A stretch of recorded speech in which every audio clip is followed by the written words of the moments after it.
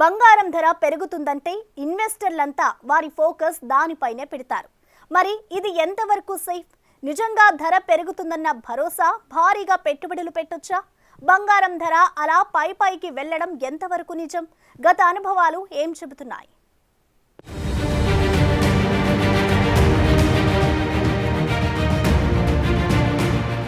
బంగారం ధర భారీగా పెరిగితే మరో నష్టం కూడా ఉంది. నిజానికి ఎప్పుడైతే బంగారం 1,00,000 మార్కు దాటిందో అప్పటినుంచి దేశీయంగా బంగారం కొనుగోళ్లలో డిమాండ్ కాస్త తగ్గింది. చాలా మంది తమ కొనుగోళ్లను కూడా వాయిదా వేసుకున్నారు. 1,00,000 దాటిన తర్వాత బంగారం ధర పడిపోవడం ప్రారంభించింది. దీంతో కొనుగోళ్లు కాస్త ఊపందుకున్నాయి. ఈ ధరల తగ్గుదల తాత్కాలికమా, దీర్ఘకాలం కొనసాగుతుందా అనే దానిపైన అప్పుడే సందిగ్ధత నెలకొంది. అంతర్జాతీయ మార్కెట్లలోని ఒడిదుడుకులు, దేశీయ డిమాండ్ సరళిని బట్టి బంగారం ధరలు మారే అవకాశం ఉంటుందని అందరికీ తెలిసింది. దీనికి తగ్గట్టుగానే మళ్లీ బంగారం ధర పెరుగుతూ వచ్చింది.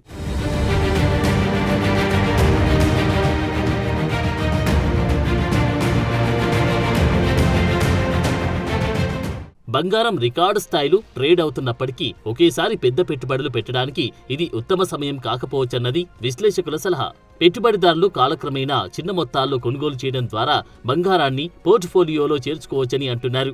ఇక పెట్టుబడిదారులు ఖర్చులను నిర్వహించడానికి డిజిటల్ బంగారం లేదంటే ఈటీఎఫ్లలో ఎస్ఐపీల ద్వారా అస్థిరమైన కొనుగోలును ఎంచుకోవచ్చని కూడా చెబుతున్నారు.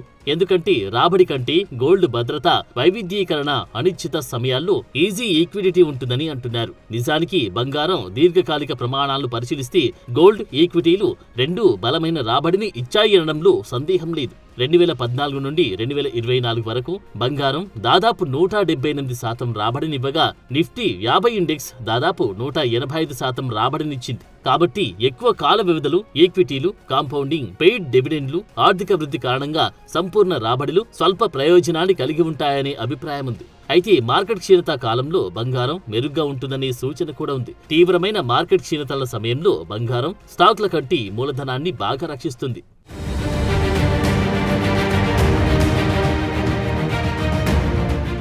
సాధారణంగా బంగారాన్ని స్టాక్స్ కంటే సేఫ్ ఇన్వెస్ట్మెంట్ గా భావిస్తారు. ఎందుకంటే ఇది ఆర్థిక అస్థిరత, ద్రవ్యోల్బణం సమయంలో విలువను నిలబెట్టుకుంటుంది, తక్కువ అస్థిరతను కలిగి ఉంటుంది. స్టాక్స్ అధిక రాబడిని అందిస్తాయి, కానీ మార్కెట్ హెచ్చుతగ్గుల కారణంగా ఎక్కువ రిస్క్తో ఉంటాయి. అయితే బంగారం దీర్ఘకాలంలో స్టాక్స్ లాంటి అధిక వృద్ధిని ఇవ్వకపోవచ్చని నిపుణులు అంటున్నారు. ఇది ఏది సురక్షితం అనే క్వశ్చన్ కు సరైన సమాధానం చెప్పలేం.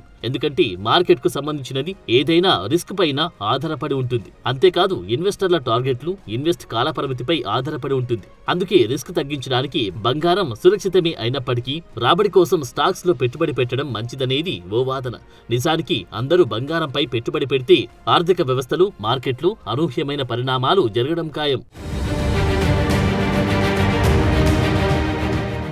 నిజానికి ఇన్వెస్టర్లంతా బంగారంపై పెట్టుబడి పెడితే స్టాక్స్, బాండ్లు, రియల్ ఎస్టేట్ వంటి ఇతర పెట్టుబడి రంగాల్లో డబ్బు ప్రవాహం తగ్గుతుంది. దీనివల్ల ఆయా రంగాల ధరలు పడిపోవచ్చు. కంపెనీలకు మూలధనం సేకరణ కష్టమవుతుంది. ఇది ఆర్థిక వృద్ధిని తీవ్రంగా దెబ్బతీస్తుంది. బంగారం ఉత్పాదక ఆస్తి కాదు కాబట్టి అందరూ బంగారంలో పెట్టుబడి పెడితే ఉత్పాదక రంగాలకు పెట్టుబడి తగ్గి ఆర్థిక కార్యకలాపాలు మందగిస్తాయి. దీంతో ఉద్యోగ నష్టాలు, ఆర్థిక మాంద్యం వచ్చే అవకాశం లేకపోలేదు.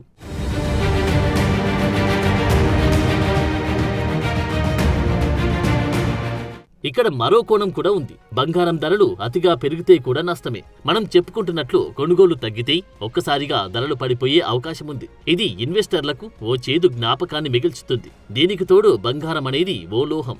డిమాండ్ భారీగా పెరిగితే ఫిజికల్ గా దీనిని కొనుగోలు చేయడం కష్టమవుతుంది. ఇదే జరిగితే బంగారం, ఈటీఎఫ్లు లేదంటే ఇతర ఆర్థిక సాధనాలపై ఆధారపడేలా పరిస్థితులు ఏర్పడతాయి. ఇదే మరింత రిస్క్ పెంచే విషయం.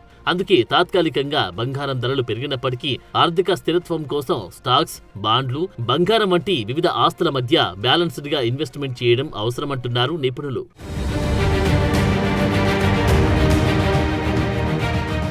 బంగారం ధర ఎప్పుడు ఎలా ఉంటుందో, ఎలా ఊహకు అందదో చెప్పడానికి ఒక ఉదాహరణ చెప్పుకోవాలి. గోల్డ్మన్ సాచ్ నివేదికల ప్రకారం 2025 చివరి నాటికి అంతర్జాతీయంగా ఔన్స్ బంగారం ధర $3,000 చేరే అవకాశం ఉంది. కానీ ఏప్రిల్ నాటికి $3,500 చేరింది. ఇక బిఎంఐ నివేదిక ప్రకారం 2025లో ధరలు 15% తగ్గి 10 గ్రాముల బంగారం 64,000 నుంచి 70,000కు చేరుకుంటుందని అంచనా వేశారు. కానీ దీనికి వ్యతిరేకంగా ఆకాశం వైపు దూసుకుపోతుంది. అందుకే బంగారం విషయంలో సమయంలో ఎవరి అంచనాలు నిజమవుతాయి, ఎవరి అంచనాలు తప్పుతాయి అనేది పూర్తిగా ఆర్థిక పరిస్థితులపై ఆధారపడి ఉంటుంది.